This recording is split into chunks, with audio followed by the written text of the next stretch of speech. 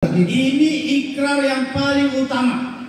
Sebab itu seorang laki-laki akan meninggalkan ayahnya dan ibunya dan bersatu dengan istrinya. Sekali lagi tema firman Tuhan pada hari ini, menjadi satu bukan menjadi sama. Kalau kita menuntut untuk sama seperti pasangan kita, terjadi konflik. Tapi kalau kita berjanji kita tetap bersatu, apapun kekuranganmu dan apapun kelebihanmu, kita tetap bersatu. Itu pasti akan saudaraku solid sampai Tuhan datang.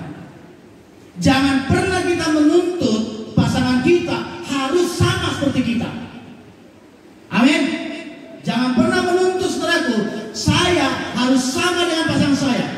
Kita hanya diminta Tuhan menjadi sama serupa dengan Tuhan Yesus, bukan dengan pasangan. Memang ada beberapa mereka berkata, saudaraku, kalau orang udah menikah puluhan tahun, ya wajah mereka jadi mirip kayak kakak adik, ya nggak tahu benar itu saudaraku. Tapi yang jelas saudaraku, masalah pernikahan ini, perjanjian paling utama harus ada satu ikrar mau bersatu dalam suka dan duka, dalam senang atau susah, dalam sakit atau sehat. Walaupun, maaf saudaraku, dalam menjalin rumah tangga, maaf ya saudara, Tuhan tidak karuniakan keturunan. Contoh saudaraku, tetap tidak bisa dipisahkan. Karena menikah bukan soal punya keturunan. Menikah ini kita menyampaikan kehendak Tuhan, rencana Tuhan dalam hidup kita. Jadi kalaupun nanti saudara, ya ini kita berdoa, nanti kita berdoa supaya Tuhan berikan mereka keturunan, saudaraku, puji Tuhan. Tapi seandainya saudara, ya seandainya sampai nanti berapa tahun, karena dulu pernah saya lihat saudaraku di keluarga kami juga, bapak saya saudaraku mendiang, saudara, pernah waktu saya pulang kuliah dari Nomensen, saya pulang ke rumah saudara, saya lihat ada kumpul-kumpul di situ. Saya tanya sama saya, "Mak, ada apa ini? Acara apa ini?"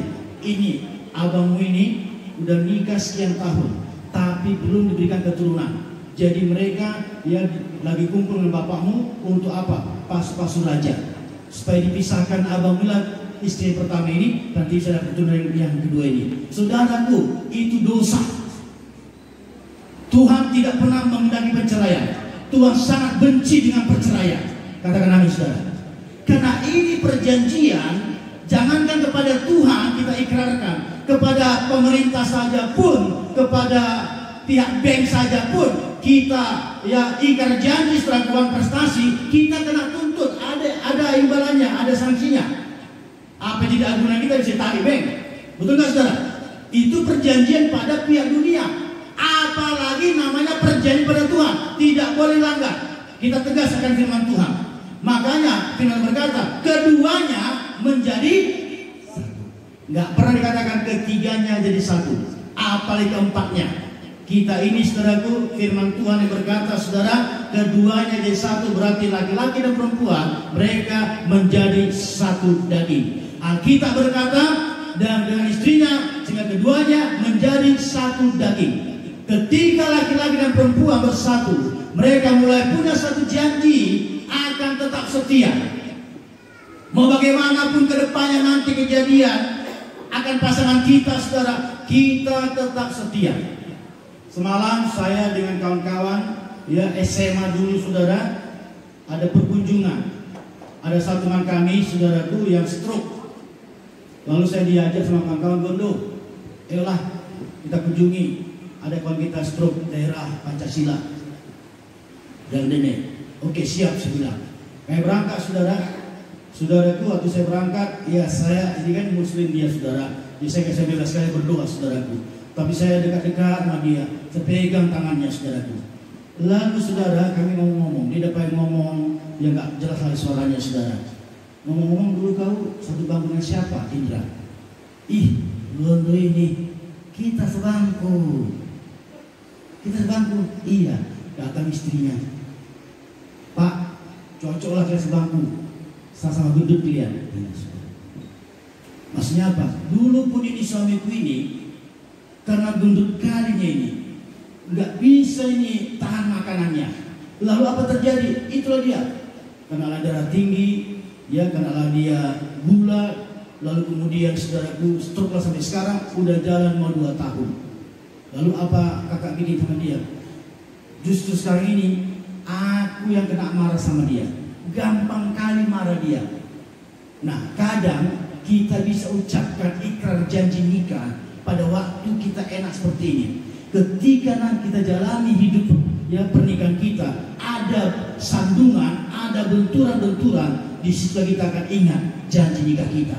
Mau apapun terjadi, saya bilang sama kakak istrinya, Kak, dimanapun dia kan suamimu. Iya Pak, tapi aku sekarang jadi aku sih darah tinggi kan gara-gara dia. Dia darah tinggi, jadi aku kena darah tinggi katanya saudara. Kenapa? Enggak siap menerima kekurangan pasangannya. Kita ini saudaraku harus bisa menerima pasangan kita apa adanya, bukan ada apanya. Kalau kita bersatu, terima pasangan kita dengan apa adanya.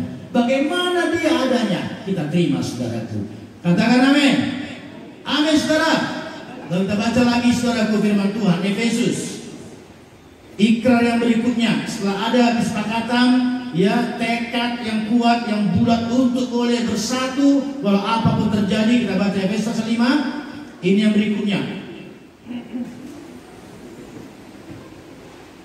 Mulai ayat 2. Dengan perikop, kasih Kristus adalah dasar hidup suami istri. Kasih Kristus adalah dasar hidup suami istri. Ya, silakan. Hai istri, tunduklah kepada suamimu seperti kepada Tuhan. Ini biasanya kalau suami senang ini saudara.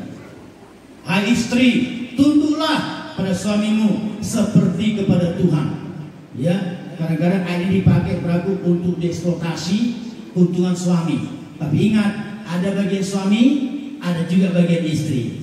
Terus ketiga, karena suami adalah kepala istri, sama seperti Kristus adalah kepala jemaat. Iya, dialah yang menyelamatkan tubuh. Kenapa istri harus tunduk kepada suami? Karena itu suami seperti Kristus, kepala.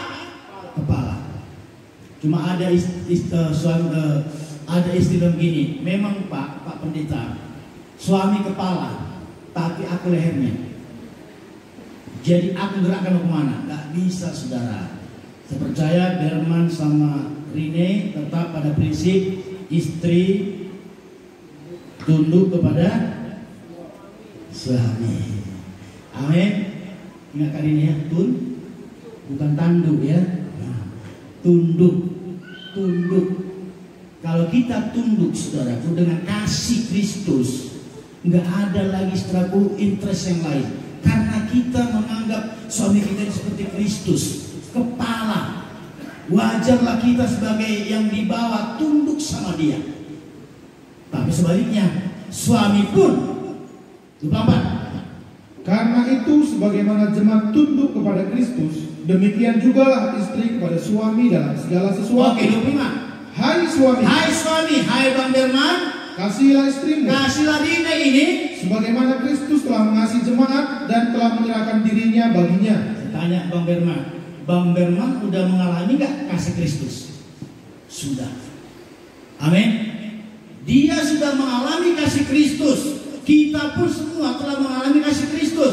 Kalau kita sudah mengalami kasih Kristus, kita pun harus mengasihi orang-orang yang patut kita kasihi.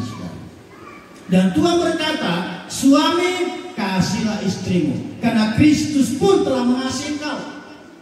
Ada banyak orang begini saudara, ya, kalau Tuhan mengasihi aku wajar, karena memang Dia penciptaku.